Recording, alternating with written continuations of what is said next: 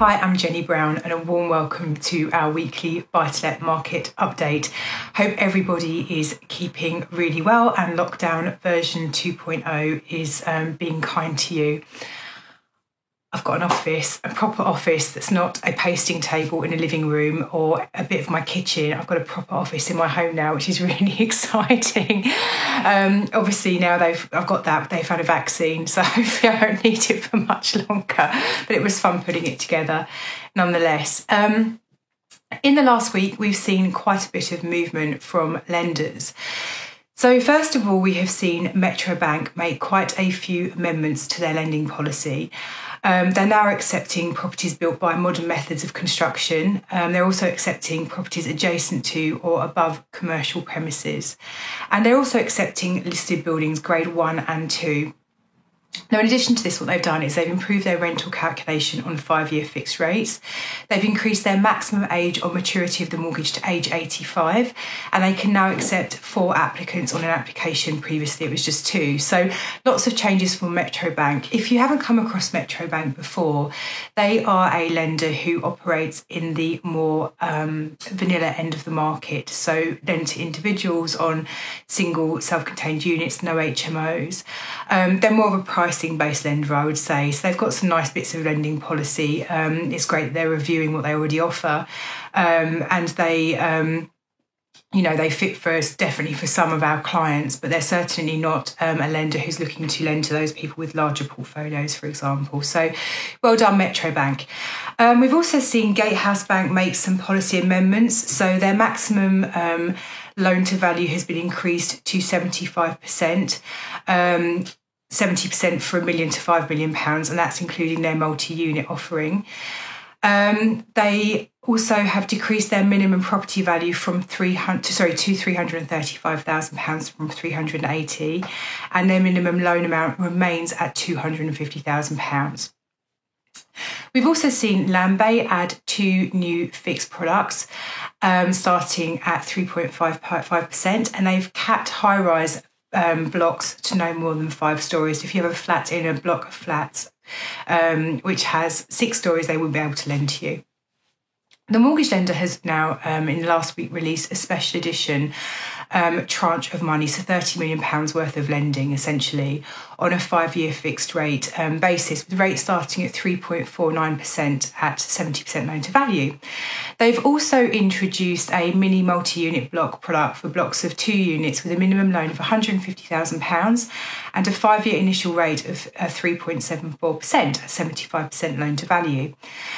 Now, they've also introduced a partner exclusive, which I'm delighted to say we have access to, which is a 5-year fixed large loan product for mortgages between £500,000 and £750,000. And this has an initial rate of starting from 3.48% at 65% loan to value and a reduced completion fee.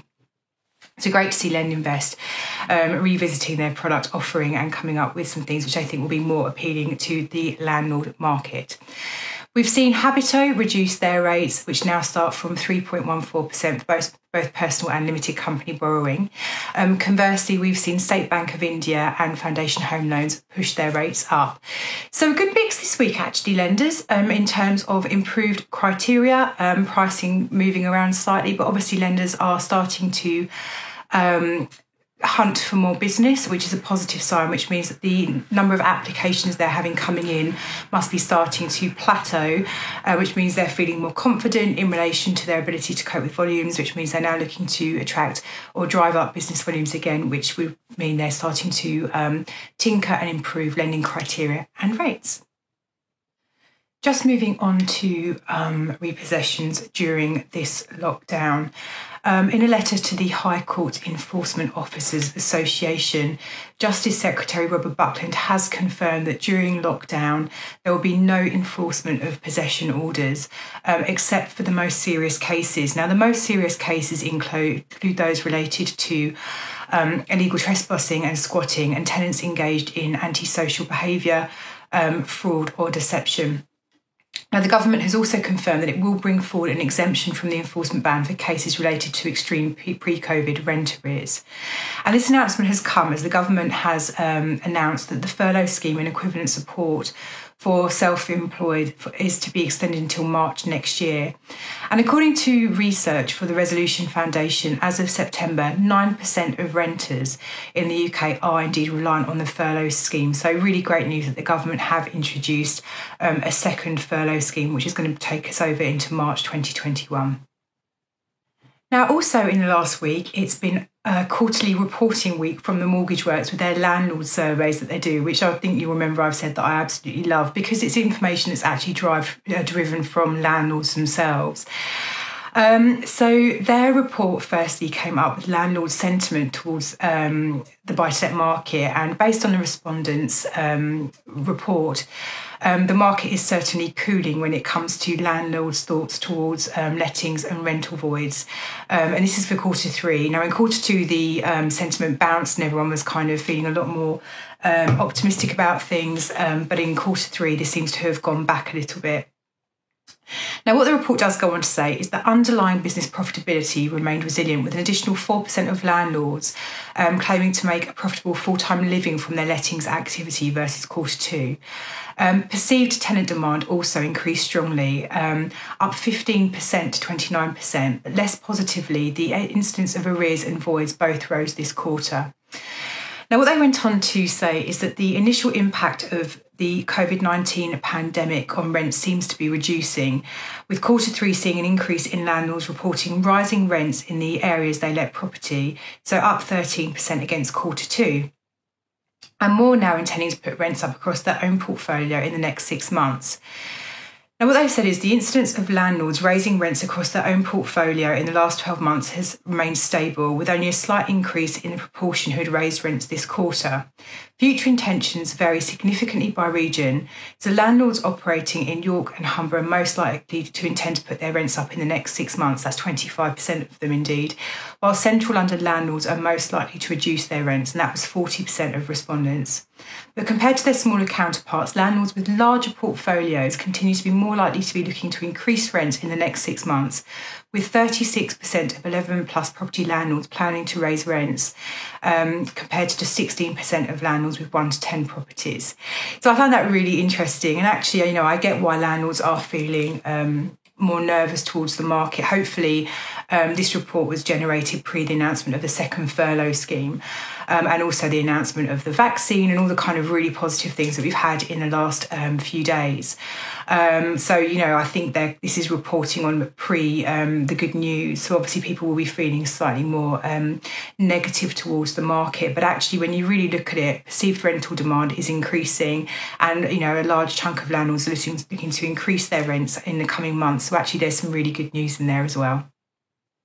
Little bit of property market news for you now. So it's been reported that the first week of the second lockdown had little impact on the property market, with exchanges growing by 11% between Monday and Thursday of last week, and this is according to Knight Frank. So what they said is the number of viewings that took place between Monday and Thursday last week was 15% lower than the previous week. However, the number of valuation appraisals was 38% higher over the same period. The research showed that the number of agents have said their diary became quieter after the lockdown was announced, and Knight Frank says that was partly caused by some initial confusion around whether the property market was remaining open. However, other agents have not noticed a major change in the first week, and some have actually reported a stronger resolve to act.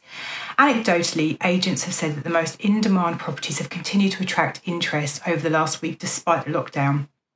Additionally, momentum appears to be holding stronger than transactions already underway, meaning that second and third viewings are less likely to be postponed than the first viewings.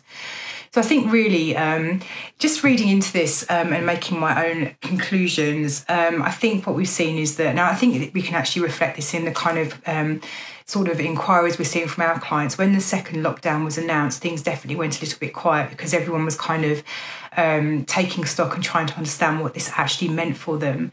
However, once we all found out that the property market could continue, valuations can carry on, viewings can still happen, I think people suddenly thought, well, okay, this is not a problem then, and sort of went back to business. That's really kind of reflecting what Knight Frank is saying here. So for those of you who weren't sure, the property market is still very much open for business during lockdown.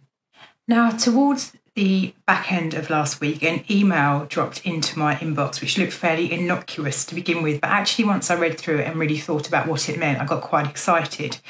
Because we had a lender who is opening their doors to something that no other lender does. And at Mortgages for Business, when somebody, a lender puts their kind of neck above the parapet, we get really quite excited about it. So what happened is that Hampshire Trust Bank have changed their lending policy, and they're now accepting on applications properties which are not lettable in their current condition at the point of application. Now, some of the more seasoned investors would know that if you're looking to acquire a property which needs work doing to it before it can be let, buy-to-let mortgages are simply not available. So you would have to go down the route of either purchasing for cash or raising bridging finance on the property, which can be quite expensive. So this product is available to those people who are buying property which is not lettable, either because the property is tired or because it doesn't have the right EPC certificate and needs some work doing to it. And when assessing the application, the lender is going to take into consideration the work that you're going to do to the property and base their lending on a projected rental figure. So really great news, because it is something very different. The product is available to 75% loan to value. The rates start at 4.43%, and they're available to individuals and limited companies. Now, Hampshire Trust Bank are a lender who I really rate them, actually. So they are able to do the more unusual stuff. So they've got no problem with landlords with huge portfolios. They don't mind trading companies or SPVs. Layered companies are no problem. They're fine with expats. They're also fine with non-UK resident foreign nationals. So some really nice pieces of lending policy wrapped into the fact that the property does not need to be lettable at the point of the mortgage becoming in place. Now, in terms of what they will and won't accept for works to the property, this is really for light work, okay? So things that need a refurbishment, some wiring, that kind of stuff. They're not in the market with this for anything that involves any kind of knocking walls around, extensions, planning permissions, building regs, that kind of stuff. So it really is just for cosmetic work. Now, in terms of the benefits of this, so one of the things people always really dislike about having to take bridging finance is, first of all, that bridging finance can be quite expensive. So if you take a bridging loan, you'll pay bridging rates. These start from around 0.55% per month. You'll pay an arrangement fee, probably around 2% of the loan amount. You'll pay valuation fees and solicitors' fees, both your own and the lender's. And once the works are done, then you can remortgage onto a traditional buy-to-let mortgage, where at this point you may well then pay another set of arrangement fees, valuation fees, legal fees. So it can be quite expensive, but more so I think for people it's the uncertainty of knowing, once I've done the work, can I get out of the bridging loan again? Or am I going to get stuck paying this sort of higher interest rate for a period of time? So there is the uncertainty element as well. So what this product does do is take away, first of all, paying two sets of fees across the board, and also it does provide you certainty that you haven't got to remortgage out of the deal. The downsides of this deal are, first of all, that starting at 4.43%, the rates are quite toppy. So what we would need to do is really, as part of the work that we do for you as a mortgage broker, is line up the cost of bridging finance, then a remortgage versus being on this mortgage the whole way through, and figure out which one is best for you. And sometimes it's going to work and sometimes it's not going to be the best option. So we just need to do the maths. Secondly, when landlords finish renovation works and they're remortgaging out of their bridging loan, they often want to remortgage against the market value of the property. So essentially extract money that they've put back into the property initially, back into their world, so they can go off and invest again. And this product doesn't bring that facility to the table. So really, this is more, I'm buying a buy-to-let property, it needs some work doing to it. I just want to buy it, do the work, and then sit on the property and do nothing with the equity for a period of at least 2 years or 5 years if you're going for a 5-year fixed rate. So there are some constraints as well to be taken into account, but I think most importantly, it just brings to the table a slightly different product to anything that anyone else is offering out there at the moment. So we're very, very excited to see that come to the market. Okay, so that's me for this week. Thank you, as always, for joining us. We do appreciate you taking the time to have a watch and see what we have to say. Our consultants are still working. Lockdown has changed nothing for us from that perspective. So you can give us a call, 0345 345 6788, or go to the website mortgagesforbusiness.co.uk. And I will see you guys next week.